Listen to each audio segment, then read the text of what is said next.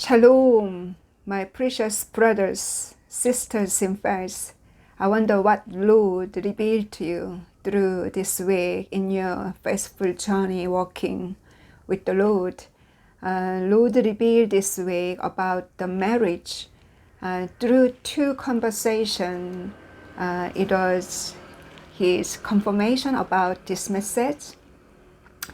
The first confirmation was the meeting with my minister, his wife. We had a chat yesterday, and she shared her testimony. Her first husband, he was a minister in Methodist Church in the UK, and he had an affair in the church with one of the young girls, so that the church kicked him out because he lost his position in the church. And her marriage fell out, and she was struggling to leave him because she doesn't believe in divorce. And she explained this way: it was her books. These books she made. She thought through Bible, through Moses' teaching, God hate divorce.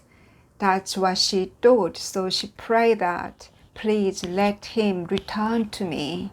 And she did fast 1 day per week and didn't answer. So she did 2 days per week fasting, didn't happen. And she did up to 3 days fasting per week, but Lord never answered, and her ex-husband didn't return. So that she was struggling for 3 years in that sorrow, waiting for her husband's return. And then one day, Lord spoke through her heart, you should leave him. And because she prayed for her ministry, helping minister as a wife, so that God gave this man, so that she was wife of the minister. And then, so because she received the message from messenger who walked in her church, and this messenger never known about her life, and this messenger said, are you struggling with divorce? And you should go for it. And that was kind of message from the Lord. And she realized that concept of divorce was her own box. Actually, God hates divorce, but in her case, her husband was a God's servant and minister, but he had an affair, so that he can't carry on God's ministry.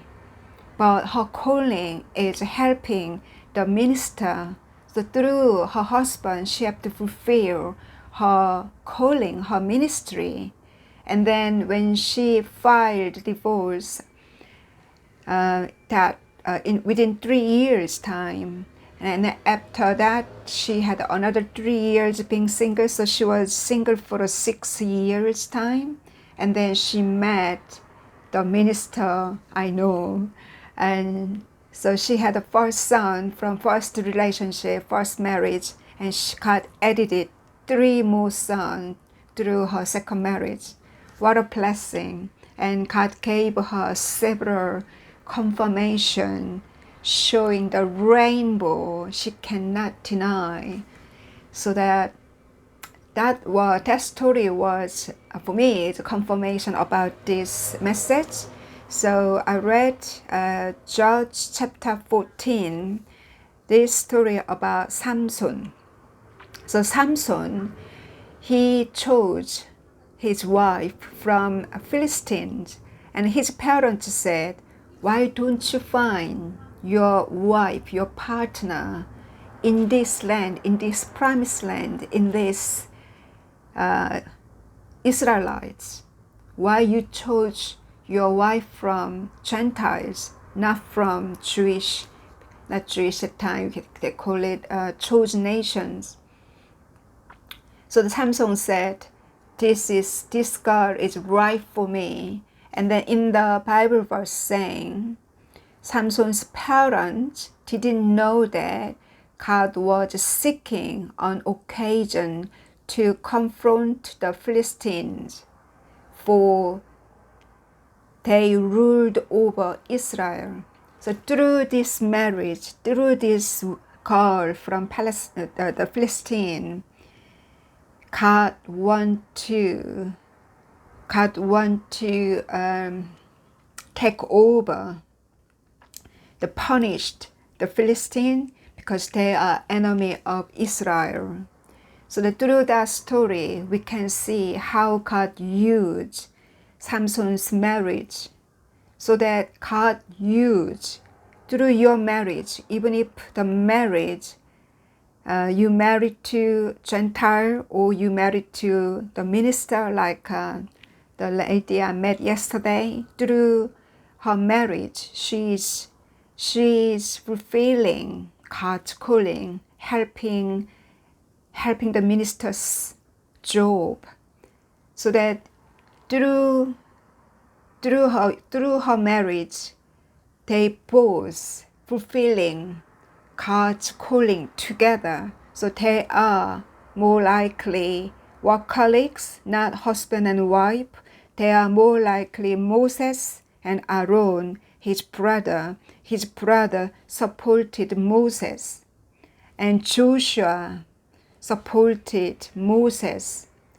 So God always used 2, 3 together, so that through your marriage, God is fulfilling family church, building family church, helping community church. That's your calling, that's your ministry. But some man or some woman married to Gentile, because of conquering that family, you are spreading your gospel into that Gentile family, or the family who lost faith. You are restoring, you are revealing their sin, so that they can repent, they can come back to the Lord through your marriage. So that don't be afraid of going forward. So the Lord is preparing you first. When you are ready, means you are ready to die for the Lord. If you are ready to die for the Lord, if you are ready to obey whatever He asks you to do, then your marriage is ready soon, because God is preparing your workaholic. He or she is not your wife and husband. She and he will be your workaholic, and if you are Moses, the person will be Aaron. If you are Elijah, the person will be Elisa. So there's someone who will support you wherever you go for your ministry. So the Lord revealed this message through this week, so that someone who are struggling in your divorce, in your marriage, ask the Lord, what's the purpose of your marriage, and then who are waiting for you, and Lord will reveal to you. And through this Moses and Joshua, their journey, God, so through my experience also same, God sent me people who needs my help, so I help their relationship. I help their broken heart, restoring their heart through Bible story, restoring their relationship through prayer. It was powerful answer from the Lord, because their fiancé left for another woman and had an affair. And through Bible practice, through my prayer, their marriage restored. One girl's marriage coming this month, 16th of September. Another girl's marriage coming next year. God revealed to them His presence was with me, so that they can trust me, my ministry, they can help my ministry. So the Lord reveal His presence, His miracle through you, so that people can trust you, can follow you, so that you can build church through your ministry. When I see the Moses ministry and Joshua's ministry, God revealed His miracle through Moses. So God sent 10 plagues to the Egyptian. Without that plague, how people can see His presence with Moses, so that they can trust Moses when they see how God punished all those, killed all those elder sons in every single Egyptian family, including King Pharaoh, so that they can obey, they can follow, trust Moses.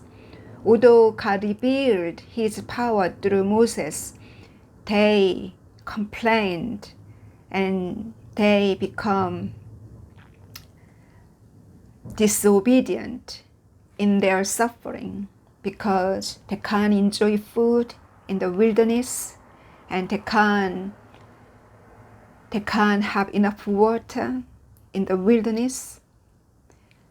I believe we are going through this wilderness in our earthly life if we are chosen. Because in the end, this world doesn't belong to the Lord yet, until His victory, until His Armageddon war against Satan and the dark spirit, the devil, who ruled this earth since Adam and Eve. And Jesus said, remember my His three temptations. The last temptation was, if you bow to me, I will give you this kingdom of the world. Because they are rulers of this world. They are Satan and fallen angel. So there will be God's judgment last day, that is Armageddon war, for this, against this devil and Satan and ancient snake. So once God win this Armageddon war, then our Lord will be King of Kings. So until that time, we are going through spiritual war every day through our whole life, so that our life more like life in the wilderness. There's always trouble. There's always lack of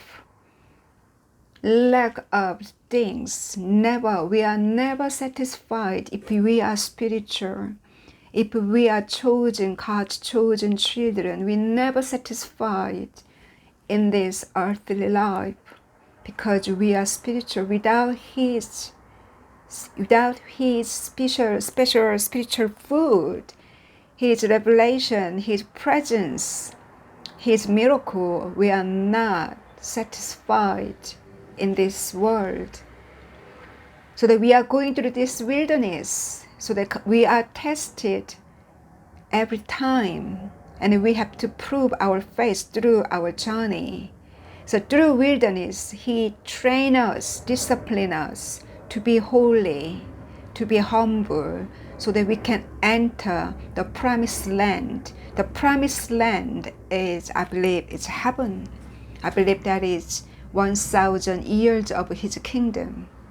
So that when I give up that satisfaction from this world, when I give up that expectation from this world, suddenly I have this freedom from this world.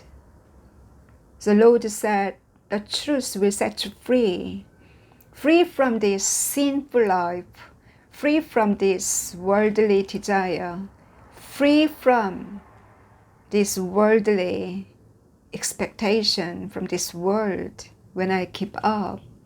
So that what's true, that meaning of Jesus said, if you are willing to live on earth, you will die. If we are willing to die for the Lord, you will earn your life back. So that when we are willing to die with our own plan, with our own desire, when we die, truly He will live inside us. So that I believe the richness, for a little baby Christian, we could say, when you obey, in my dream I spoke this way: when you obey, God will bless you. They are little baby Christian. God treat that way. When I was baby Christian, when I accept Christ, Lord blessed me physically, so that I do remember what blessing I received when I was young.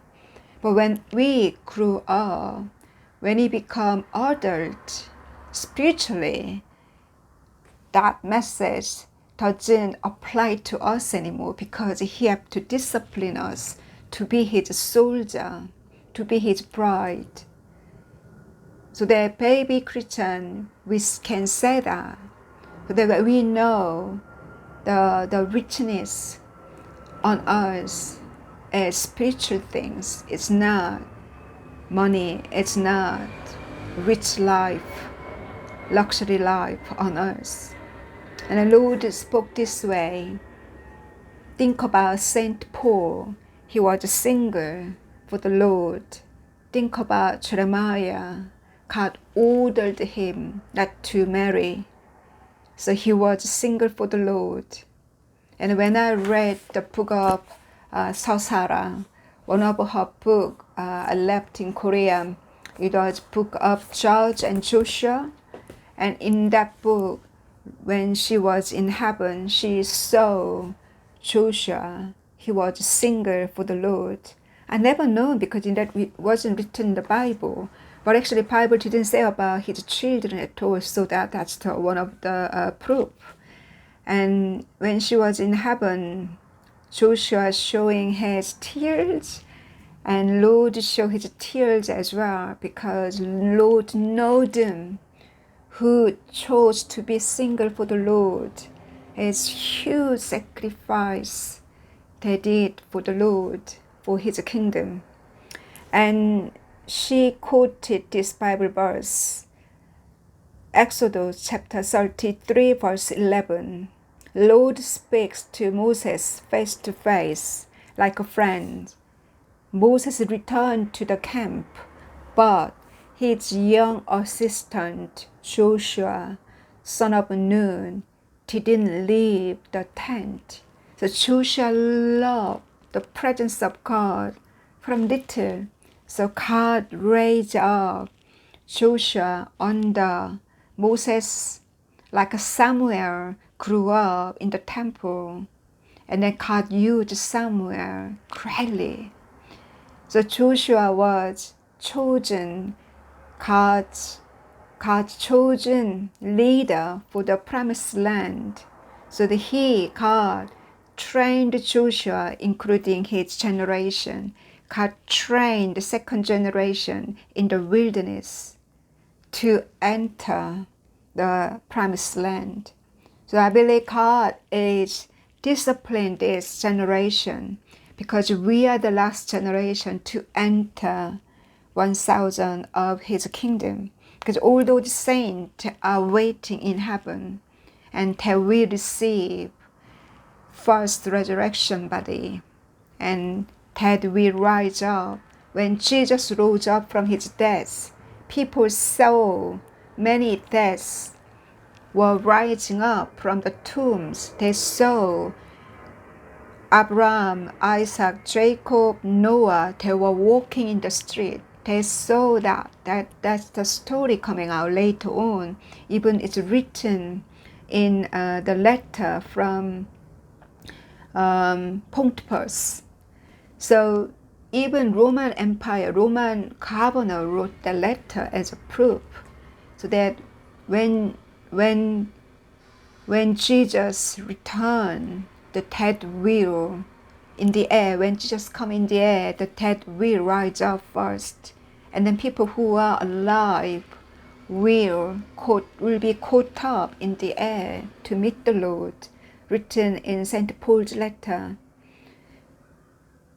So this is second generation, like Joshua's time. The second generation were trained, disciplined in the wilderness so that they can enter the promised land. Because this generation is different other generation. Other generation, they have a lifetime. But some people are not. Some people die quickly out of sickness, in sudden accident, with accidents. But they have mostly they have a lifetime to choose Christ. But this generation, we don't know the day will come anytime. So that this generation have to prepare, have to go through the system of 666. And we have to prepare ourselves, our family members.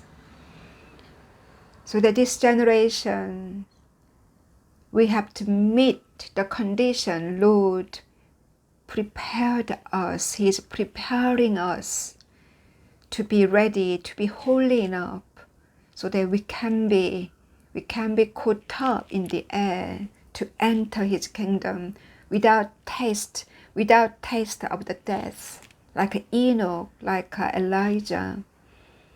So that how much we have to be disciplined in the wilderness, so that overcome the temptation. Let's overcome our expectation, our satisfaction from this world. Let's keep up. When we keep up, when we die, let's die for the Lord. How we can die for the Lord? I believe that means when I die with my own expectation from my life on earth, when I keep up that satisfaction from this world, if we enjoy food and drinking and worldly things for myself, we don't have life inside. Jesus said that. If you are friends of this world, if you are satisfied by these worldly things, if you are friends of this world, you are enemy of God. And Jesus taught us clearly, there's no in the middle, light or darkness, heaven or hell.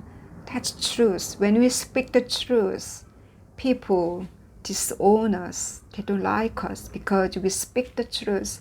We will lose population. We will lose reputation. We will lose people's, how could I say, praise. They won't praise us, but we will please God. So that's the message. Our generation who enter the promised land, the God's 1,000 years of His kingdom, should be disciplined in the wilderness. Thank you. I will share again next week. God bless you. Bye.